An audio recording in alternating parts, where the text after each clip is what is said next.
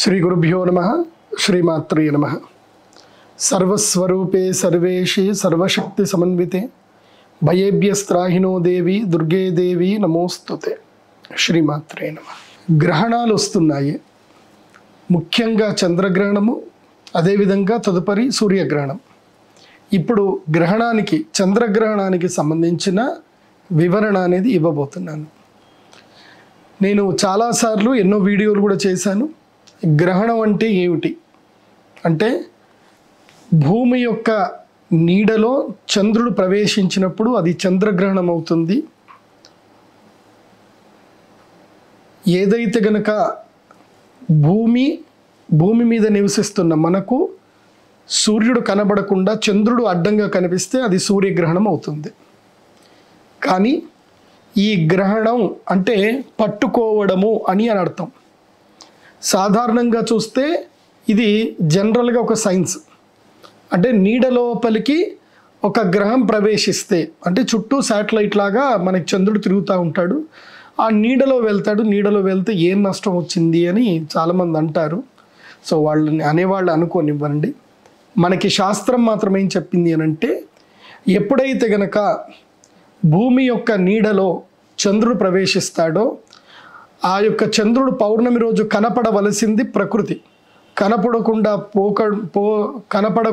పోవడము అప్రకృతి, అంటే అప్రాకృతం, అంటే జరగకూడనిది అని అర్థం.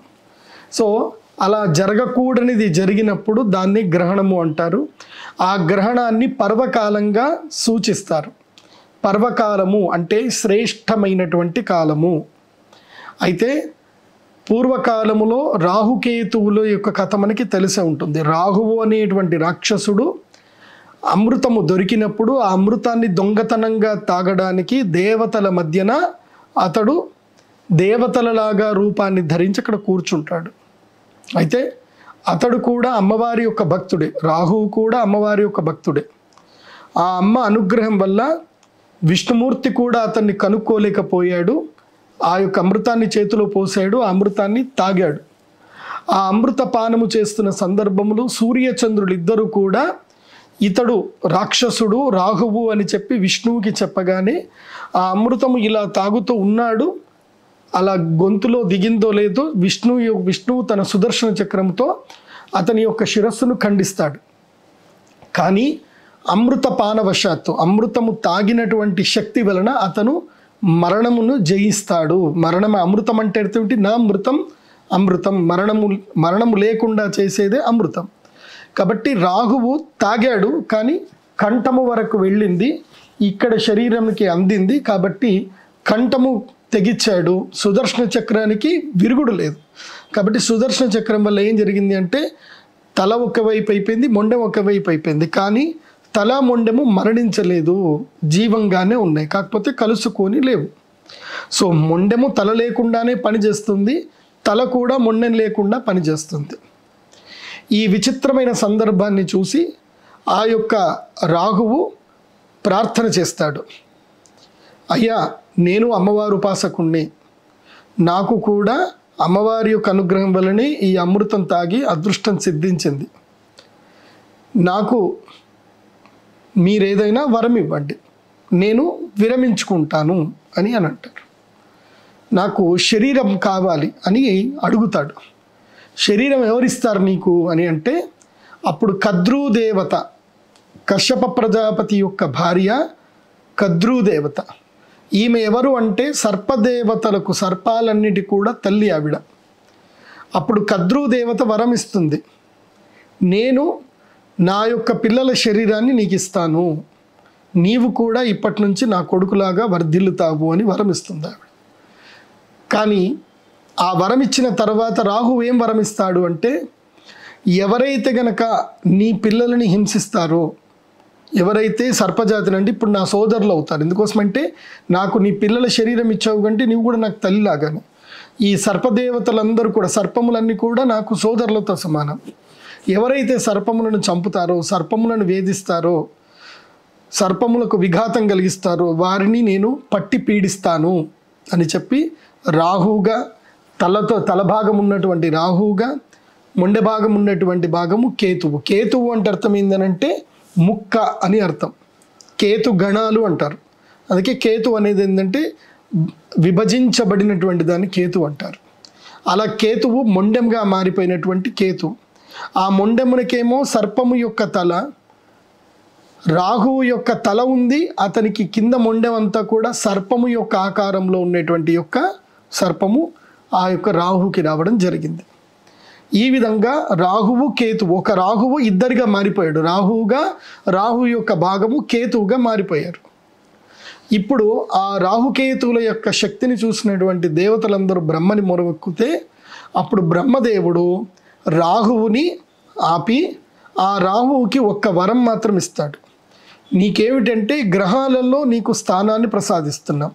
ఇప్పటి వరకు సప్తగ్రహాలు ఈ మీరు రాహువు కేతువు మీరిద్దరు కూడా సంపాత స్థానంగా, అంటే భూమి యొక్క సంభ్రమణాన్ని బట్టి సంపాత స్థానం అంటే గ్రహములకు సంపాత స్థానములు ఏర్పడతాయి.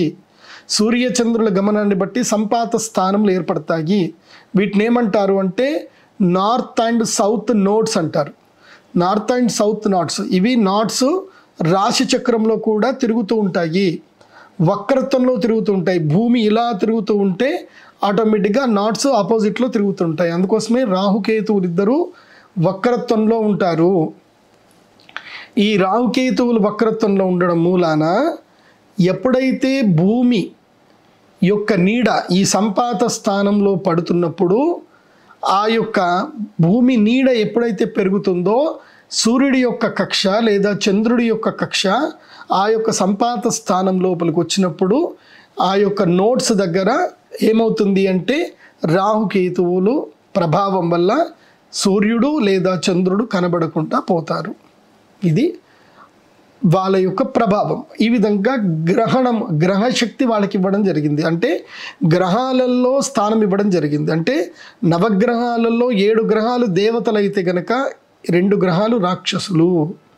అలా గ్రహస్థానం ఇచ్చిన తర్వాత మీకు అత్యంత శక్తి ఉంటుంది. ఎలాంటి శక్తివంతులంటే మీరు జాతకంలో ఏ స్థానంలో ఉన్నా ఆ స్థానమును మీరు భ్రష్టుపరచవచ్చు. అదేవిధంగా ఎవరి జాతకంలో అయితే గనక గ్రహణము వేదంతో పుడతారో వాళ్ళని మీరు పీడిస్తారు. వాళ్ళు పూర్వజన్మలో సర్పదేవతల్ని హింసించిన, చెడ్డు పనులు చేసిన, పాపకర్మలు చేసిన ఆ పాపకర్మల యొక్క ఇతివృత్తంతో వాళ్ళు జన్మలో సూర్యుడు చంద్రుడు రాహుకేతువులతో కలిసి ఉన్నప్పుడు వాళ్ళు జన్మిస్తారు. వాళ్ళని మీరు జీవితాంతం పీడిస్తారు అని చెప్పి, అయితే మీకు ఈ శక్తి ఎప్పుడూ కూడా ఉండదు. మీకు దేవతలకు మించినటువంటి శక్తి కేవలము ఎప్పుడు గ్రహణం సమయంలో మాత్రమే మీకు శక్తి వస్తుంది. మిగతా సమయంలో మీకు ఎలాంటి శక్తి ఉండదు. అంటే దేవతలని కూడా ఓడించేటువంటి శక్తి మీకు ఉండదు. మీకు పరిపూర్ణమైనటువంటి శక్తి కేవలం గ్రహణ సమయంలో మాత్రమే వస్తుంది. మిగతా సమయంలో నేను ఇందాక చెప్పినటువంటి గ్రహ యుతి ఫలాలు ఏవైతే ఉన్నాయో, శనిగ్రహమేమో రాహుగ్రహమేమో శనిగ్రహానికి సంబంధించిన ఫలితాలు, కేతుగ్రహమేమో కుజగ్రహానికి సంబంధించిన ఫలితాలు ఇవ్వడం జరుగుతుంది. కుజవత్ కేతువు శనివత్ రాహువు అని మనకి బృహత్పరావోరా శాస్త్రంలో, అదేవిధంగా ఫలదీపిక అనే గ్రంథంలో చెప్పడం జరిగింది. ఈ విధంగా ఈ యొక్క రాహువు కేతువులు గ్రహణ సమయములో శక్తిమంతులయ్యి తమ యొక్క జాతి అయినటువంటి అసుర గణాలకు, రాక్షస గణాలకు శక్తినివ్వడం జరుగుతుంది. కాబట్టి ఈ గ్రహణం ఎప్పుడైతే ఏర్పడుతుందో అప్పుడు దేవతలు శక్తి విహీనులు అవుతారు, రాక్షసులు శక్తి సంపన్నులు అవుతారు. ఇది భూమండలానికే వర్తిస్తుంది. భూమండలంలో ఎక్కడ గ్రహణం జరిగినా అక్కడ రాక్షసుల యొక్క శక్తి మితిమీరుతుంది. అయితే గ్రహణము ఎక్కడైతే కనిపిస్తుందో అక్కడ నెగిటివ్ అనేటువంటిది, రాక్షసుల యొక్క శక్తి అనేది 100% ఉంటుంది గ్రహణం కనబడే చోట.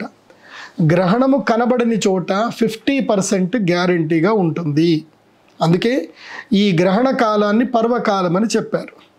అప్పుడు దేవతలందరూ బ్రహ్మదేవుడిని మొరబెట్టుకుంటారు. ఏమిటి మా పరిస్థితి? ఆ గ్రహణ సమయంలో వీళ్ళు మమ్మల్ని 2 గంటలు చాలు, వాళ్ళకి 3-4 గంటలు గ్రహణం అంటే మినిమం 4 గంటలు అయితే ఉంటుంది. ఆ 4 గంటల సమయము లోపల అంటే 4 హోరలు అంటారు. ఆ 4 హోరల్లో వీళ్ళు మమ్మల్ని చీల్చి చెండాడుతారు. స్వామి మీకు తెలియంది ఏముంది, ఒక అందమైన భవంతిని నిర్మించాలంటే ఎంతో కాలం పడుతుంది. ఒక మామూలు బీజము, చిన్న బీజము ఒక మహావృక్షం అవ్వాలంటే కొన్ని వేల సంవత్సరాలు పడుతుంది. కానీ ఆ వృక్షమును తుంచి పాడేయాలి అని అంటే క్షణకాలం సరిపోదు. అలా మేము చేసినటువంటి మంచి పనులన్నీ కూడా వీళ్ళు వచ్చిన 4 గంటల్లో ఆ క్షణకాలంలో వీళ్ళు వాటన్నిటిని పాడు చేస్తారు. ఎలా స్వామి అని వేడుకుంటారు. అప్పుడు బ్రహ్మ చెప్తాడు, ఈ సమస్త సృష్టికి ఆది పరాశక్తియే, జగన్మాతయే సంరక్షకురాలు. అయితే మిమ్మల్ని సంరక్షించాలంటే ఆది పరాశక్తి మిమ్మల్ని సంరక్షించాలి. ఆమెకే లలితా సహస్రనామంలో చెప్పారు ఏమని అనంటే, శ్రీమాత శ్రీ మహారాజ్ఞి శ్రీమత్ సింహాసనేశ్వరి చిదగ్నికుండ సంభూత దేవకార్య సముద్యత. అంటే ఆమె చిదాగ్నికుండములో నుంచి పుట్టి దేవకార్యములను పూర్తిగా దేవకార్యములన్నింటిని కూడా చేసి పెడుతుంది. సముద్యత అంటే దేవకార్యములను నిర్వహిస్తుంది అని అమ్మవారి యొక్క నామం. కాబట్టి ఎవరైతే గనక గ్రహణ కాలంలో, ఎవరు అంటే ఇటు రాక్షసులైతే ఎట్లాగో అపోజిషన్లో ఉన్నారు, ఇటు దేవతలు అపోజిషన్లో ఉన్నారు. ఇటు రాక్షసులకి దేవతలకు మధ్యన ఉన్నది ఎవరు అంటే మనము మనుషులు. గ్రహణ సమయములో మనుషులకు దేవతా శక్తులు వస్తాయి.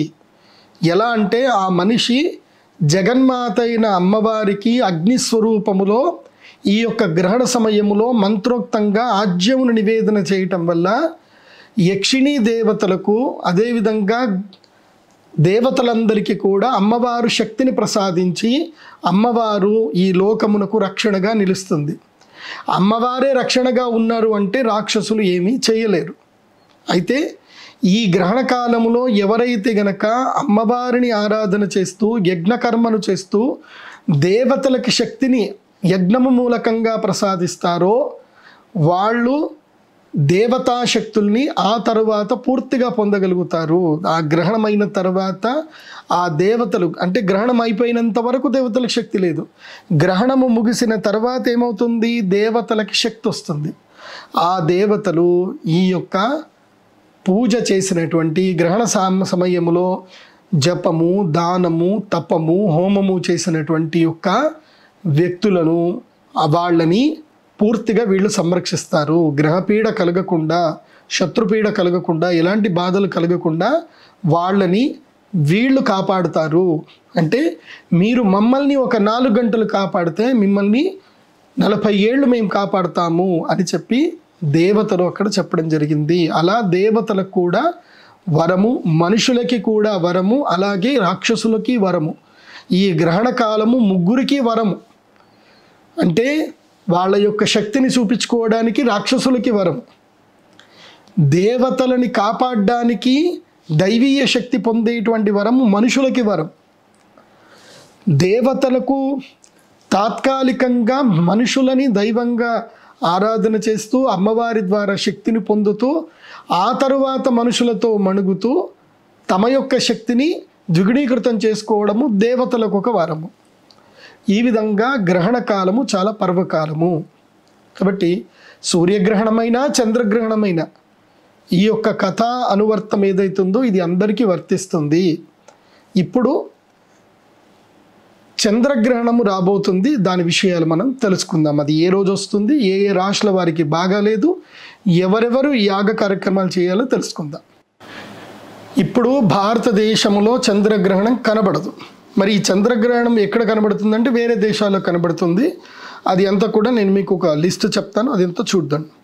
ఇప్పుడు ఈ చంద్రగ్రహణము పర్వకాలం ఎప్పుడు ఏర్పడుతుంది? ఈ చంద్రగ్రహణం అంటే 18 సెప్టెంబర్ 2024 ఉదయం 6:11 పెనంబ్రల్ అని అంటారు. అంటే భూమి యొక్క ఛాయ లోపలికి ఈ యొక్క చంద్రుడు ప్రవేశిస్తాడు. మన ఇండియన్ టైం ప్రకారం 6:11 వరకు అప్పుడు ప్రారంభమవుతుంది. సో అస్తమన కాలము అంటే గ్రహణం ఎప్పుడైపోతుంది, మధ్యకాలం ఎప్పుడంటే ఆల్మోస్ట్ 8:20 సమయము మధ్యకాలం, గ్రహణ మధ్యకాలం.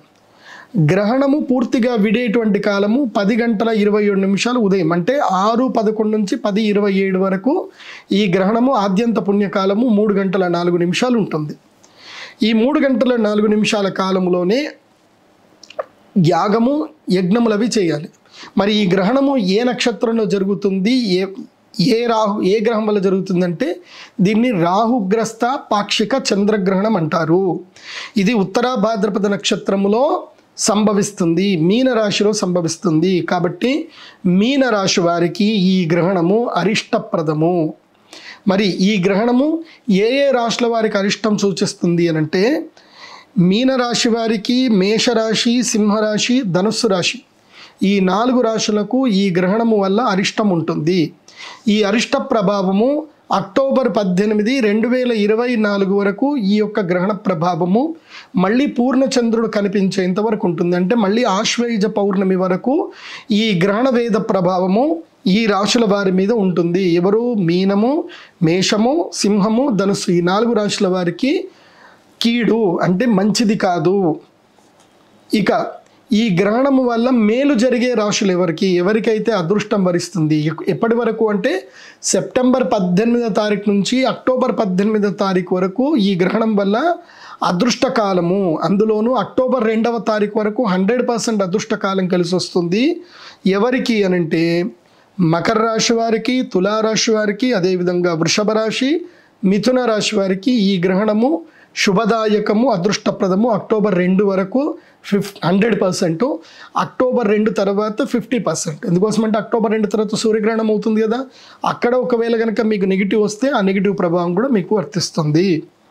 ఇక సాధారణం నార్మల్ ఎవరికి అంటే నాట్ గుడ్ నాట్ బ్యాడ్ ఎవరికి అనంటే కుంభరాశి, వృశ్చిక రాశి, కన్యా రాశి, కర్కాటక రాశి వారికి ఈ గ్రహణము సర్వసాధారణంగా ఉంటుంది. ఇటు శుభము కాదు, అశుభం కాదు, మధ్యమ ఫలితం ఉంటుంది.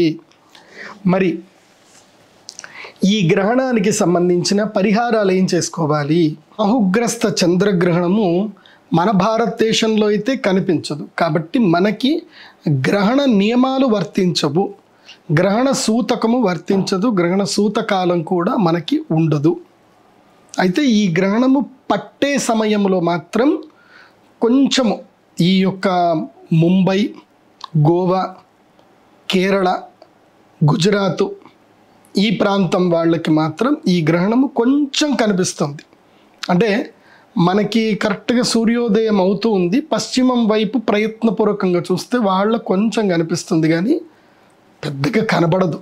ఎందుకోసమంటే ఇది పశ్చిమ తీర ప్రాంతం కాబట్టి వాళ్ళకి పశ్చిమములో చంద్రుడు అస్తమిస్తూ కనిపిస్తాడు, కొంచెం ఏదో చంద్రుడి మీద గ్రహణం పట్టినట్టు కనిపిస్తుంది. కానీ ఎందుకోసమంటే 6:11 ఆ పాటికి సూర్యుడు వచ్చేస్తాడు, మనకి సూర్యోదయం అయిపోతుంది.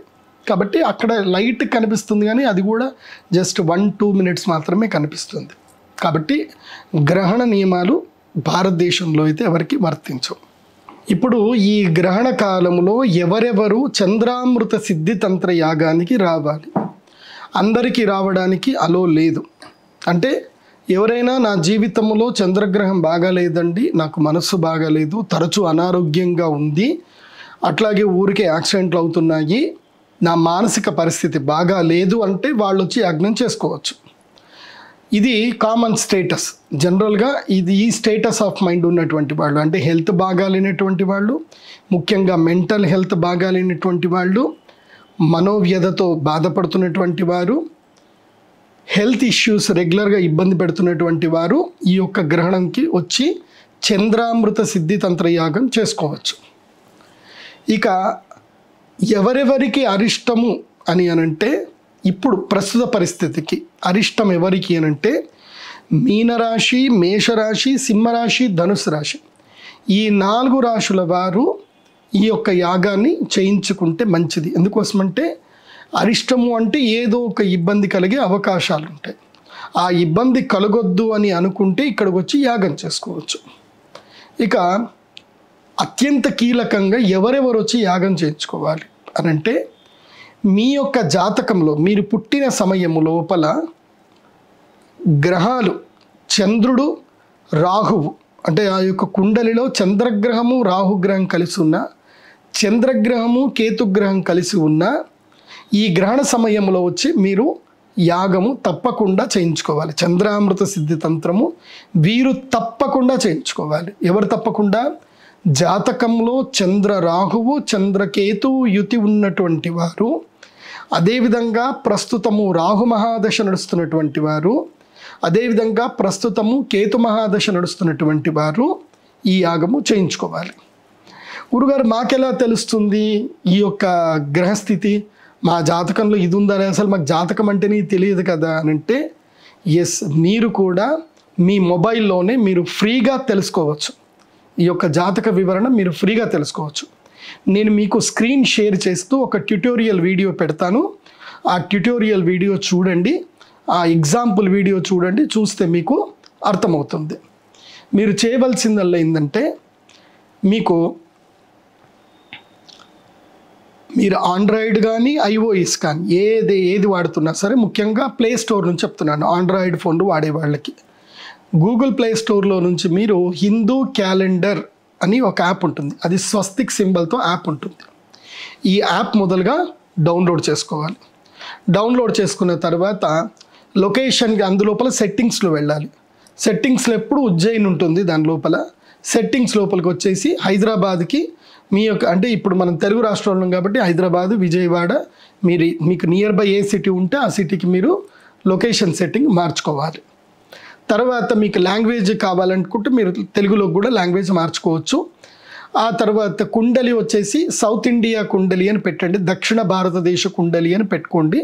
సో మీకు ఈజీగా తెలుస్తుంది. ఈ సెట్టింగ్స్లో ఇవి మార్చుకోండి. ఇవి మార్చిన తర్వాత మీరేం చేయాలంటే, యాప్ ఎట్లా డౌన్లోడ్ అయిపో సెట్టింగ్ మారుతుంది. అక్కడ ఈ రోజటి క్యాలెండర్ చూపిస్తుంది. అక్కడ ఏం చేయాలి, కుండలి అని మనకి క్యాలెండర్లో ఒక మెనూ కనిపిస్తుంది. కుండలి క్లిక్ చేయాలి. క్లిక్ చేసి మీ డేట్ ఆఫ్ బర్త్ అక్కడ సెలెక్ట్ చేయాలి. డేట్ ఆఫ్ బర్త్ సెలెక్ట్ చేశాక అక్కడ టైం కూడా ఉంటుంది. ఆ టైం కూడా మీరు సెలెక్ట్ చేసుకోవచ్చు. ఆ తర్వాత కుండలి దగ్గరికి వస్తే టైం వస్తుంది. టైం సెలెక్ట్ చేసుకున్నాక మీరు దాన్ని స్లైడ్ చేస్తే మీ కుండలి కనిపిస్తుంది. మీరు పుట్టిన డేట్ ఆఫ్ బర్త్ టైం పైనే కనిపిస్తుంది, కింద మీ కుండలి కనిపిస్తుంది. ఆ కుండలిలో రాహువు ఎక్కడున్నాడు చూడాలి. రాహువుతో చంద్రుడు కలిసి ఉన్నాడే అనుకోండి, రాహువుతో కేతువు కలిసి ఉన్నాడు, మీరు వెంటనే స్క్రీన్ షాట్ తీసుకొని ఇది అవునా కాదా అనేది మీరు ఎవరైనా పండితులతో నిర్ధారణ చేసుకోవచ్చు. మోస్ట్లీ క్లియర్గానే ఉంటుంది. సో మీ యొక్క కుండలిలో రాహువు కేతువు కలిసి ఉంటే మీకు ఈ యొక్క చంద్రగ్రహ పీడ మీకు ఉన్నట్టే లెక్క. ఇది బాగా గుర్తుపెట్టుకోండి. కాబట్టి మీరు చంద్రామృత సిద్ధి తంత్రానికి చేయించుకోవడానికి రావాలి.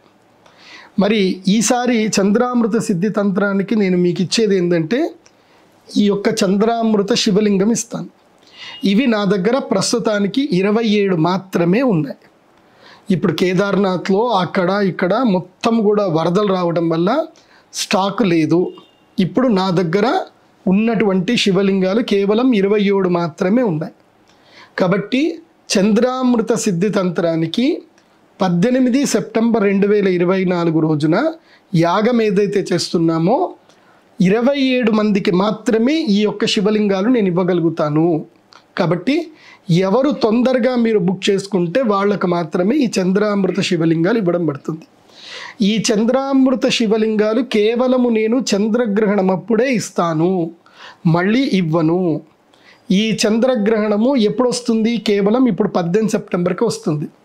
ఇది దాటితే మళ్ళీ నెక్స్ట్ ఎప్పుడు 12th మార్చ్ అనుకుంటాను, 12-13 మార్చు 2025కి చంద్రగ్రహణం వస్తుంది.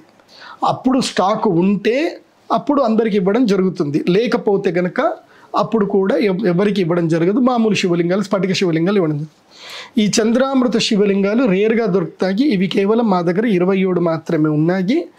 27 మందికి మాత్రమే అవకాశము. కాబట్టి మీరు చంద్రామృత సిద్ధి తంత్రములో 25,000 ప్యాకేజ్ బుక్ చేసుకుంటేనే ఇది ఇవ్వడం జరుగుతుంది. మామూలు వాళ్ళకి ఇవ్వడం జరగదు. అది గుర్తుపెట్టుకోండి. ఒకవేళ మా దగ్గర ఇప్పుడు డబ్బులు లేవండి మేము తర్వాత ఇస్తామనంటే, మీరు డబ్బులు నాకు ఇచ్చేది కాదు, మీరు అమ్మవారికే ఇస్తారు. కాబట్టి మీరు అది ఏమైనా ఉంటే గనక మా పిల్లలతోటి సంప్రదించండి. మీరు అక్కడికి వచ్చినప్పుడైనా సరే, యజ్ఞానికి వచ్చినైనా నన్ను సంప్రదించి అక్కడ ఏదైనా సరే వెసులుబాటు, గురుగారు నేను ఇన్ని రోజులకి ఇస్తాను, ఏదైనా చేస్తాను అని అంటే చేసుకోండి. ఎందుకోసం అంటే నేను వ్యాపారం చేయట్లేదు, సహాయం చేస్తున్నాను, అమ్మవారికి సేవ చేస్తున్నాను. కాబట్టి మీరు ఇచ్చే ప్రతి రూపాయి అమ్మవారి యొక్క ఆలయ నిర్మాణానికి డొనేషన్కే వెళుతుంది తప్ప నా యొక్క వ్యక్తిగత జీవితానికి వెళ్ళదు. కాబట్టి మీరు అమ్మవారికి రుణపడి ఉంటారు, నాకైతే కాదు. సో ఎవరి దగ్గరైనా లేకపోతే, అంత డబ్బులు లేకపోతే మీరు అక్కడ యాగం అయితే చేయించుకోండి. తర్వాత ఎప్పుడైనా అమ్మవారికి మీరు మీ శక్తి కొలది మీరు ఒక 6 నెలల్లో మీరు తిరిగి ఇవ్వవచ్చు. ఇది కేవలం 27 మందికి మాత్రమే వర్తిస్తుంది. కానీ మినిమం అమౌంట్ అయితే 16,000 అయితే మినిమం అయితే ఇవ్వాలి. తర్వాత అమౌంట్ కావాలంటే మీరు ఎప్పుడైనా అమ్మవారికి సేవ చేసుకుంటూ ఇద్దరు.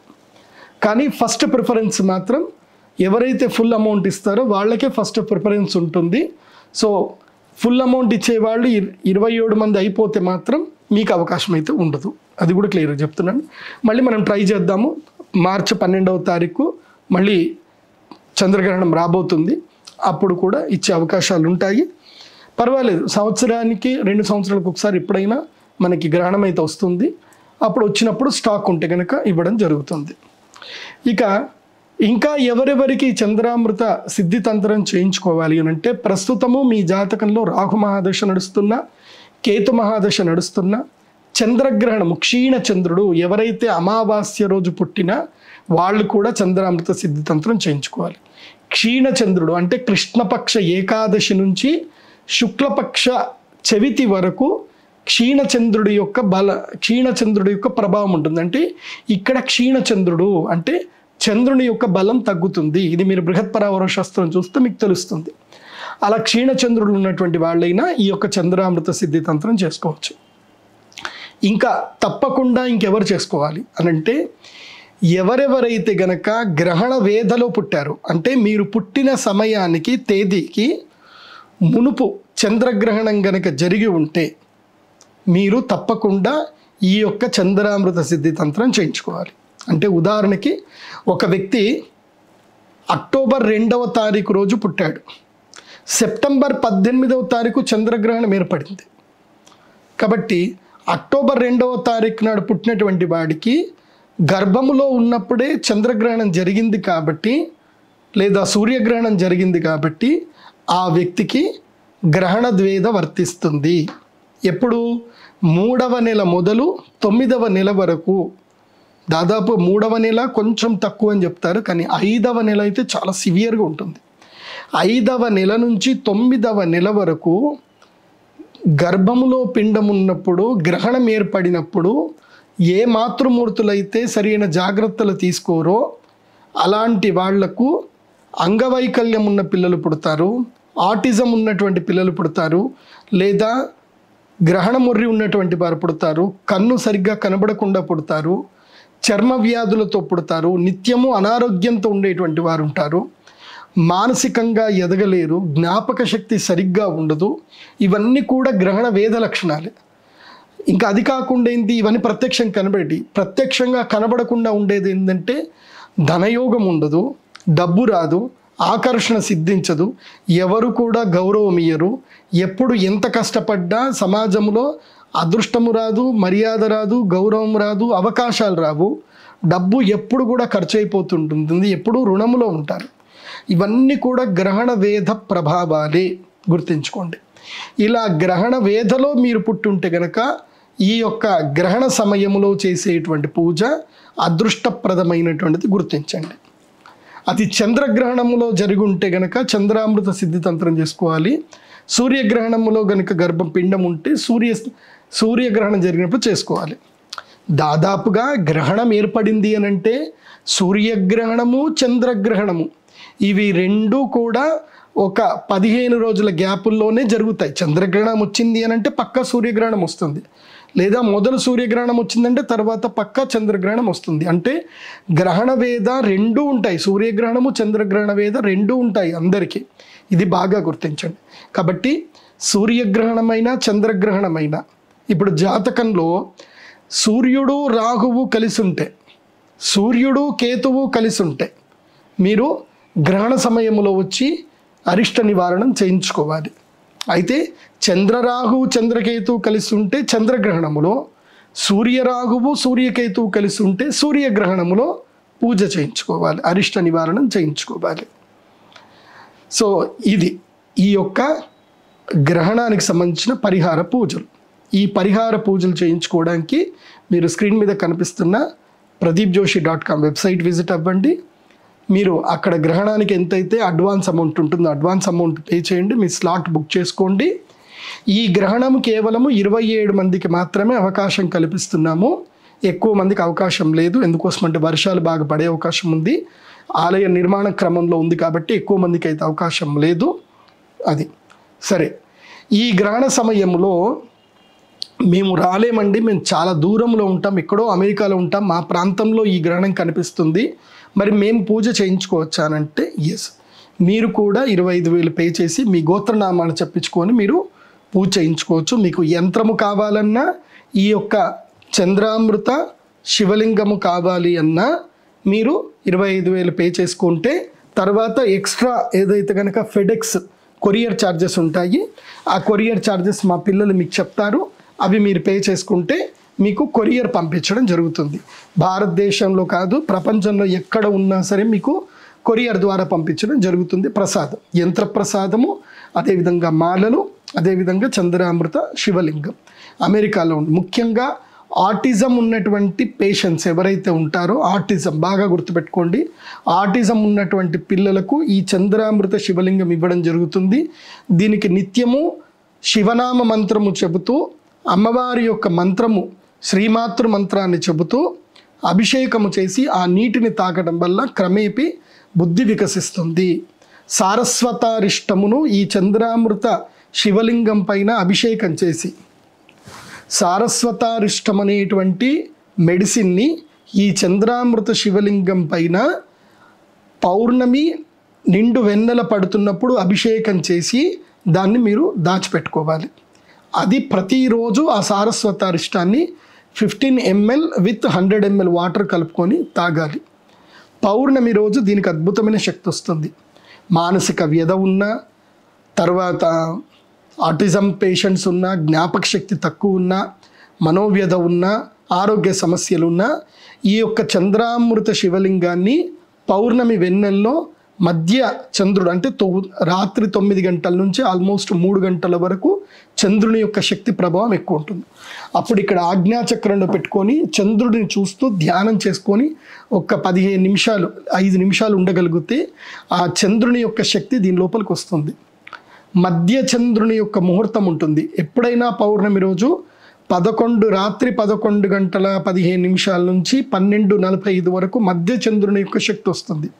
అప్పుడు ఆ మధ్య చంద్రుడి యొక్క శక్తి వచ్చినప్పుడు లలితా సహస్రనామం చదువుతూ ఈ యొక్క చంద్రామృత శివలింగానికి పాలు మరియు తేనెతో అభిషేకం చేసి, ఆ పాలు తేనె కలిపినటువంటి యొక్క ప్రసాదాన్ని ఎవరైతే స్వీకరిస్తారో వాళ్ళకి ఆకర్షణ యోగసిద్ధి పెరుగుతుంది. అదేవిధంగా అనారోగ్య సమస్యలు కూడా రావు, గ్రహస్థితి గ్రహ బాధలు కూడా దూరం అవుతాయి. ఇది అద్భుతమైన ట్రిక్. ఇది కేవలము ఎప్పుడు ఉపయోగపడుతుంది అని అంటే కేవలము మనకి శరదృతువులో మాత్రమే. అంటే ఇప్పుడు ఆశ్వయుజ మాసము, కార్తీక మాసం, మార్గశీర్ష మాసము, అదేవిధంగా ఇంకా ఈ మాసాలు మాత్రం హేమంత ఋతువులు కూడా మనకి అదృష్టం బాగుంటే మనకి చంద్రుడు కనిపిస్తాడు. కానీ మిగతా ఎక్కడ కూడా చంద్రుడు ఎక్కువగా కనబడ్డు. ఇప్పుడు వర్ష ఋతువులో కనబడ్డు. చంద్రుడు కనబడ్డప్పుడు చేస్తే ఇంకా శక్తి ఉంటుంది ఈ యొక్క చంద్రామృత శివలింగానికి. సో ఈ చంద్రామృత శివలింగము కేవలం నేను గ్రహణ సమయంలో, చంద్రగ్రహణ సమయంలో మాత్రం ఇస్తాను. సూర్యగ్రహణం అప్పుడు ఇవ్వను. సూర్యగ్రహణం అప్పుడు వేరే శివలింగం ఇస్తాను. సో ఇప్పుడు 18 సెప్టెంబర్ 2024 రోజున చంద్రగ్రహణం ఏర్పడుతుంది. ఈ పూజా కార్యక్రమం ఇప్పుడు ఎలా ఉంటుంది అని అంటే, ఎవరెవరైతే యజ్ఞం చేయించుకోవాలనుకుంటున్నారో, ఎవరెవరైతే ఈ పర్వకాలములో చంద్రామృత సిద్ధితంత్రం చేసుకోవాలనుకుంటున్నారో వారందరికీ కూడా పూజా సమయ వివరాలు చెప్తాను, జాగ్రత్తగా వినండి. మీరు ముందు రోజు వచ్చే దేవాలయంలో ఉంటే మంచిది. అంటే 17వ తారీఖే వచ్చి దేవాలయంలో ఉంటే చాలా మంచిది. లేకపోతే 17వ తారీఖే వచ్చి నిజామాబాద్లో హోటల్స్ ఉంటాయి, ఎక్కడైనా హోటల్లో దిగండి. మీ సొంత కారులో వస్తే మంచిది. ఇది కేవలము గ్రహణము పూజ చేసుకునేటువంటి వారు మాత్రమే రావాలి. చూసేటువంటి వాళ్ళు రావడానికి లేదు. ఒకవేళ వచ్చినా మమ్మల్ని డిస్టర్బ్ చేయొద్దు, మీ పాటికి మీరు ధ్యానం చేసుకుంటూ కూర్చోవాలి. గుర్తుపెట్టుకోండి. గ్రహణం యొక్క పూజ, ఈ యొక్క పూజా కార్యక్రమం అంతా కూడా ఉదయం 5 గంటల నుంచే స్టార్ట్ అయిపోతుంది. గుర్తుపెట్టుకోండి. అంటే 5 గంటల వరకు టెంపుల్ దగ్గర ఉండాలి. ఎందుకోసమంటే 6:11 గ్రహణ స్పర్శ ప్రారంభమవుతుంది. అస్తమిస్తున్న చంద్రుణ్ణి 5 గంటలకే అందరూ వచ్చి చూడాలి. అస్తమిస్తున్న చంద్రుని చూసి నమస్కరించుకొని అక్కడి నుంచి కంకణం కట్టుకొని యజ్ఞం ప్రారంభం జరగాలి. అంటే ఆల్మోస్ట్ 4 to 5 మధ్యలోనే, అంటే 4 గంటల వరకే తెల్లవారుజామునే 18వ తారీఖు తెల్లవారుజామున 4 గంటల వరకు 4 AM to 5 AM మధ్యలో అందరు గ్యాదర్ అయిపోవాలి, రెడీ ఉండాలి స్నానం చేసి.